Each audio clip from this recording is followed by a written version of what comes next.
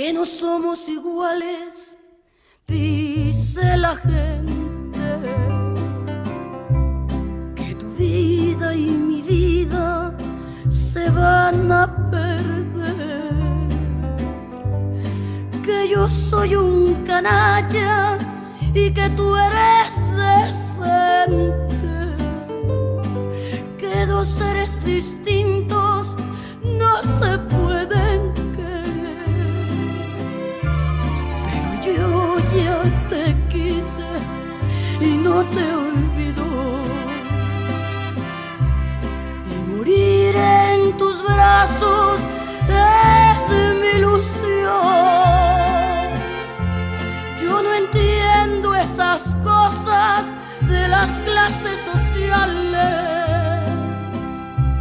solo sé que me quieres y que te quiero yo.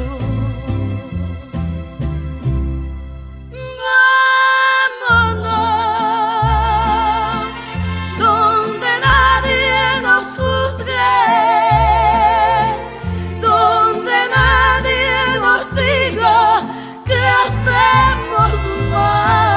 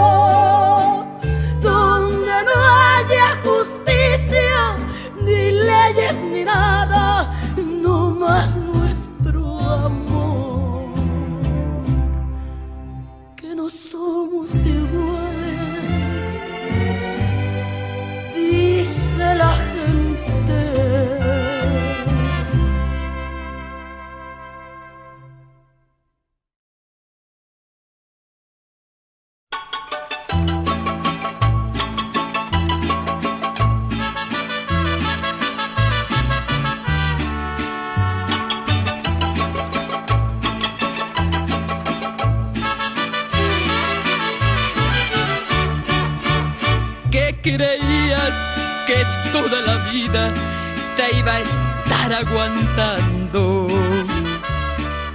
No creías que ya decidida te mandara el diablo. Pero sigues llegando borracho y hasta sin el gasto. A mis hijos no más asustando, que oyen que me insultas y me das malos tratos. Te equivocas, a mi casa ya no entras y ya tus maletas están en la puerta. Anda, vete a donde tú quieras, porque esta es mi casa y ahora la respetas.